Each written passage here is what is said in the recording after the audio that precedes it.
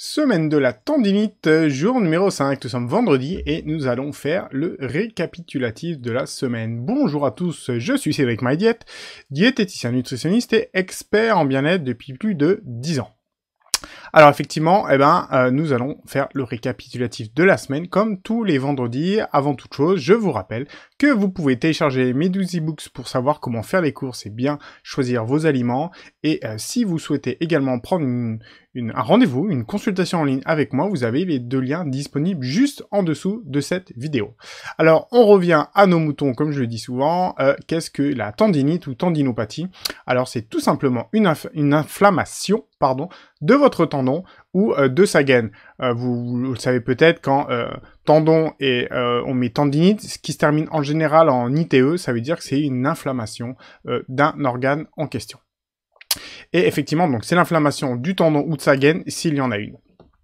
Alors qu'est-ce que le tendon? Le tendon, c'est tout simplement le lien entre votre os et votre muscle. C'est lui qui permet de faire vraiment bouger toutes vos articulations, parce que c'est lui qui lie ces deux éléments tout simplement. Alors la tendinite peut être tout simplement aiguë, c'est-à-dire que la plupart du temps c'est suite à un choc, ou un accident, ou un traumatisme, ou chronique, s'il s'agit d'un mouvement répété, comme on dit, qui ne vous convient pas. C'est-à-dire le mouvement répété, et soit vous forcez trop, soit vous avez pas assez de muscles pour gainer tout ça, ou soit c'est un muscle que vous faites en mauvaise position, et du coup, votre tendon s'irrite, et vous avez une inflammation qui apparaît.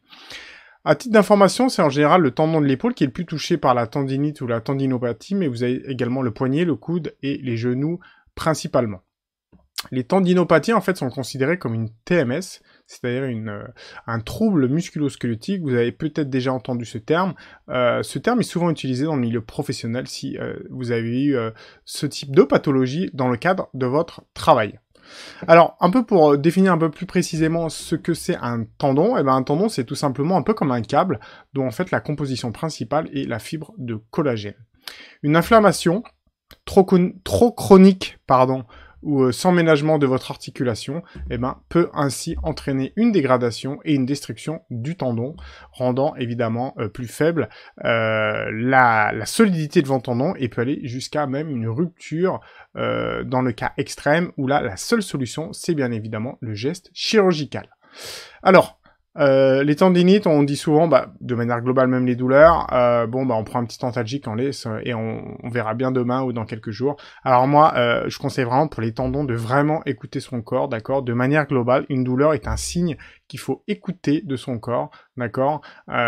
Car la tendinite, le tendon, au même titre que les autres tissus mous, comme on peut dire, type ligament, ou même le muscle, qui est presque le pire, si vous masquer la douleur par un médicament et que vous continuez à utiliser votre articulation douloureuse et inflammée, vous allez encore augmenter, on va dire, les destructions des fibres, et ça prendra encore plus de temps. Chaque jour que vous avez qui n'est pas traité, si on peut dire, est presque exponentiel en jours de récupération. Donc la douleur est un signe normal, écoutez votre corps et faites attention vraiment à ne pas prendre des antalgiques de manière presque un peu, c'est un peu extrême, de manière irraisonnée, pour dire on verra demain, on verra dans quelques jours. Plus vous allez attendre, plus ça va mettre du temps à se réparer, comme on le dit. Alors, mardi, nous avions parlé des symptômes, des diagnostics et de la prévention de la tendinite. Alors, bien évidemment, en fait, les symptômes de la tendinopathie sont principalement la douleur lors de la mobilisation, tout simplement lorsque vous bougez votre articulation, et suivant le degré d'inflammation, vous pouvez avoir même un gonflement de la zone si vraiment votre tendinite est assez importante. Le diagnostic est assez simple, en général c'est un examen clinique tout simplement chez son médecin ou son traumato, et ce dernier peut éventuellement faire une échographie qui permet vraiment d'apprécier l'étendue des liaisons tendineuses abîmées ou pas, ainsi que les liaisons qui peuvent apparaître sur sa gaine. Alors je rappelle que les causes en fait d'une tendinite peuvent être un choc, si c'est dans le cas d'une tendinite aiguë la plupart du temps, mais vraiment les principales viennent en fait d'un mouvement répétitif, en mauvaise position ou en effort inadapté. Donc ça c'est vraiment ce qu'on va apprendre, ce qu'on va parler, c'est ce qu'on a parlé toute la semaine, c'est un peu plus on va dire la tendinite chronique, parce qu'évidemment, la cause de la tendinite aiguë, c'est juste le choc qui a déclenché ça, et pas, on va dire, un mode de vie répété qui a fait que vous avez une tendinite chronique, tout simplement. Alors, pour la partie prévention, c'est tout simple, hein, il faudra adapter au mieux l'intensité de la charge de travail, aussi bien pour les sportifs que les professionnels, vraiment adapter cette intensité, pardon. Pour plus qui est professionnel, on va travailler sur l'ergonomie au poste de travail, mais l'ergonomie peut également toujours être quelque chose à vraiment faire attention pour également les sportifs, surtout quand ils changent de matériel. Donc vraiment essayer d'avoir quelque chose le plus proche, qui se rapproche un peu plus en termes de position que ce que vous aviez avant quand il n'y avait pas de souci. Là, c'est pour les sportifs. Cependant, en fait, pour les bien portants, on s'est aperçu que les tendinites apparaissaient principalement pour le bricolage et le jardinage, qui sont vraiment les causes principales. Je pense qu'on connaît tous, ou vous connaissez au moins du monde, qui, lors d'un week-end, doivent abattre un travail de bricolage ou de jardinage assez important, et il en résulte tout simplement des courbatures, voire même une tendinite. Donc ça, c'est les causes vraiment principales. Donc si vous faites beaucoup de bricolage ou de jardinage, ou pas forcément beaucoup, mais de manière intense en une fois, c'est dans un week-end, vous devez refaire, je sais pas, l'intégralité de l'appartement ou tout simplement refaire le jardin de manière complète. Faites attention parce qu'il est très probable que le lundi, en plus des courbatures, vous ayez une tendinite et elle qui vous embêtera bien plus longtemps. D'autant plus si vous faites un travail où vous devez utiliser vos articulations de manière assez importante.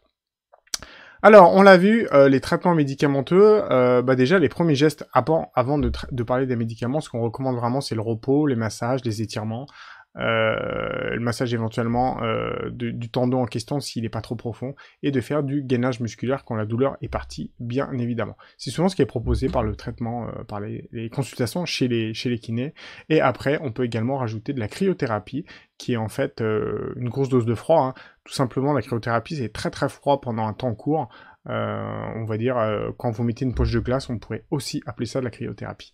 Et vous avez également des ultrasons qui permettent vraiment d'accompagner ce traitement si besoin. Alors la tendinite, c'est quelque chose de très très fréquent chez les sportifs, des sportifs vraiment réguliers et même de professionnels ou de haut niveau. Donc c'est vraiment là où on a eu des développements de nouvelles techniques pour soulager tout simplement les tendinites. Alors on peut utiliser très bien les ondes de choc, on peut utiliser éventuellement les aimants, l'électromagnétisme, c'est-à-dire on va utiliser un aimant qui a vraiment l'avantage de revasculariser l'endroit où vous avez l'onde de choc et le magnétisme, pardon, ont vraiment, je me répète, j'ai dit une bêtise. L'onde de choc, en fait, va recréer une petite rupture, en fait, va abîmer un peu plus le tendon, et en fait, cette rupture va permettre de recréer de la revascularisation, et quand on ramène de la revascularisation, la plupart du temps, le tissu se régénère.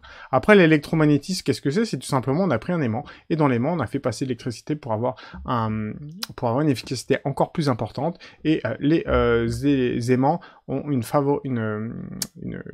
capacité à faire fabriquer à votre corps des molécules anti-inflammatoires, tout simplement. Donc ça, c'est les méthodes peu invasives. Après, on a les infiltrations de corticoïdes. Elles sont notamment utilisées pour les gros tendons comme le fessier. Mais moi, je suis quand même pas super fan. Là, je fais que de répéter ça parce qu'on masque vraiment une douleur. Et quand on est obligé d'utiliser des infiltrations de corticoïdes qui sont valables pour en général plusieurs mois, on masque énormément le tendon, de la douleur du tendon, et on peut vraiment avoir au final un tendon ultra abîmé parce que justement on a masqué sa douleur et on n'a pas assez écouté son tendon, tout simplement. Alors après, une méthode qui est très utilisée de plus en plus, c'est la PRP, c'est-à-dire on va utiliser vos plaquettes, on fait une prise de sang, on isole votre plasma et vos globules rouges, et dans votre plasma, vous avez ce qu'on appelle des plaquettes. L'avantage des plaquettes, elles ont une action recicatrisante très puissante parce qu'elles favorisent vraiment les facteurs de régénération et de croissance du tissu. Ça, c'est utilisé pour bon nombre, notamment de pathologies. Hein. Pour l'arthrose, c'est utilisé, pour la tendinite, pour les ligaments, c'est très utilisé aussi quand vous avez l'opération d'un ligament croisé, notamment. Donc ça s'appelle les PRP, ça peut être même fait en milieu, tout simplement chez le médecin, dans son cabinet, pardon. Et bien évidemment, après, avec tout ça, vous avez tous les antalgiques et tous les anti-inflammatoires qui sont régulièrement prescrits pour soulager le patient. Mais attention, je le rappelle, aux inconforts digestifs et aux effets secondaires. Alors, maintenant, on va reparler des solutions naturelles. Alors, avant toute chose, la plupart des tendinites qui sont chroniques, c'est donc, vous l'avez vu, c'est un mouvement répété, mais ce mouvement répété peut être également associé à un mauvais mode de vie. C'est-à-dire un mauvais mode de vie, c'est peut-être vous mangez pas assez, vous fumez, vous consommez de l'alcool, enfin différentes choses qui font que vous avez une acidité accrue dans votre sang, et cette acidité accrue, eh ben, est vraiment un facteur important de tendinite chronique. Alors, pourquoi c'est embêtant? Bah, tout simplement parce que les tendons, tout comme les ligaments, en fait, sont les tissus qui sont très mal irrigués. Ainsi, si vous avez un mode de vie pas des plus sains, si on peut dire, bah, les déchets, notamment, vont s'accumuler dans ces tissus et au bout d'un moment, vont les fragiliser. Et c'est là qu'on a tout simplement, une tendinite qui peut apparaître. Si en plus de ça, eh ben, vous avez un terrain très acide et votre corps, on va dire, gère pas très bien le calcium, eh ben, votre calcium va se transformer tout simplement en calcification au niveau tendon. Donc aussi bien, vous pouvez avoir une tendinite qui apparaît parce que vous avez une calcification de votre tendon. Et ça, c'est très très courant. Pourquoi? Parce que bah, déjà, un mode de vie acidifiant, la plupart des personnes l'ont. D'accord, et des carences en vitamine K1 ou magnésium, c'est également très présent. Il faut savoir que quand on a une carence en ces deux éléments, donc vitamine K1 et magnésium, eh bien votre calcium circulant aura davantage de proportions à se déposer dans les tissus mous. Donc les tissus mous, on l'a vu, c'est dans les muscles éventuellement, c'est dans les ligaments et les tendons. Un tissu dur, par exemple, c'est l'os, un titre d'information.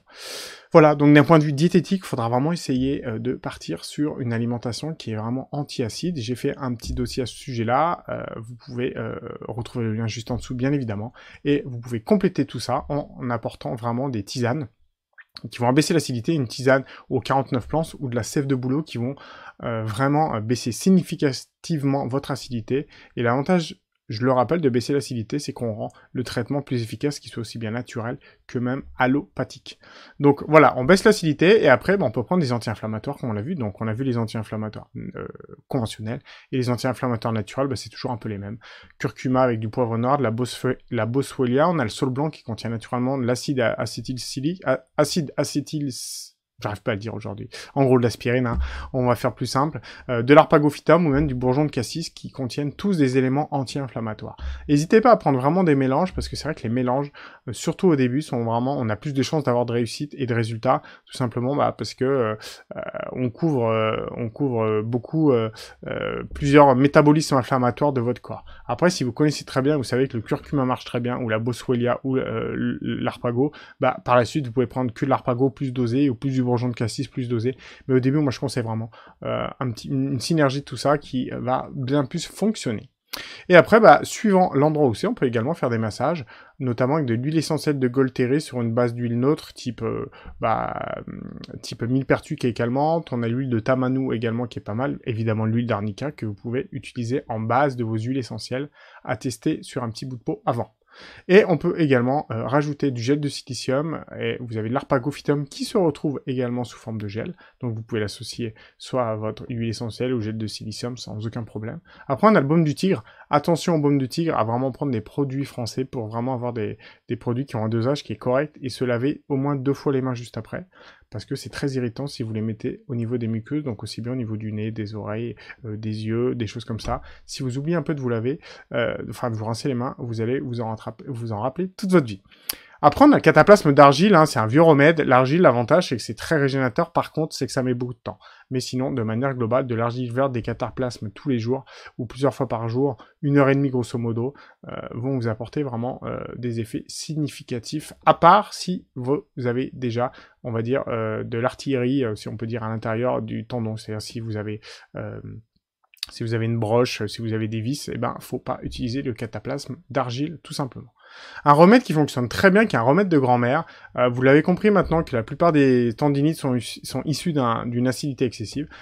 C'est faire un bandage tout simplement avec du bicarbonate de soude. Le bicarbonate de soude est l'opposé complètement de l'acidité. Donc si vous l'appliquez notamment sur un tendon qui a fleur de peau, type tendon d'Achille pour en exemple très flagrant, si vous mettez votre bicarbonate de soude sur votre tendon, vous verrez que des fois même en quelques jours, vous pouvez ne plus avoir mal. Cependant, on agit vraiment de manière symptomatique, et si vous avez une tendinite qui est apparue, c'est bien qu'il faut changer quelque chose de manière un peu plus chronique, si on peut dire. À cela, vous pouvez également faire une cure de vinaigre de cidre, une quinarde de vinaigre de cidre qui a la capacité, pareil, bien que ça soit acide, d'abaisser l'acidité de votre corps, et puis de dissoudre tout simplement du calcium s'il s'est un peu déposé. Et le dernier point que vous pouvez rajouter, c'est tout simplement des oméga 3 plutôt végétaux, qui, sous forme de comprimés ou même sous forme d'huile, hein, les principales sources des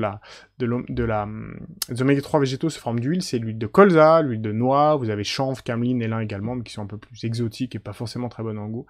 Les oméga 3 favorisent la libération et la fabrication de molécules anti-inflammatoires dans votre corps. Vous l'avez compris, en fait, la tendinite, si vous voulez avoir une action, il faut agir plutôt de manière globale, d'accord? De manière globale, c'est-à-dire que vous allez baisser votre acidité et après, vous allez utiliser des plantes antalgiques ou éventuellement des médicaments, mais le plus important, abaissez vraiment votre corps, protégez votre articulation, faites moins de mouvements, adaptez-vous et écoutez votre corps sur la douleur, c'est très, très, très important. D'accord? Je le répète parce qu'après, je le répète encore une fois, si on prend des masquants de douleur type des antalgiques, eh ben on va se dire, j'ai plus mal, je peux utiliser mon articulation et vous faites encore plus de dégâts, tout simplement. Je pense que c'est assez facile à comprendre. Voilà, on a à peu près tout dit sur la tendinite. Si vous avez des questions, c'est toujours pareil, n'hésitez pas, je me ferai un plaisir d'y répondre. Si vous avez des solutions que je n'ai pas parlé, pourquoi ne pas en faire part aux autres en commentaire, et je pourrais également donner mon avis, pardon. Et je vous dis à la semaine prochaine. Passez un bon week-end et n'hésitez pas à vous abonner à la chaîne. Merci, au revoir.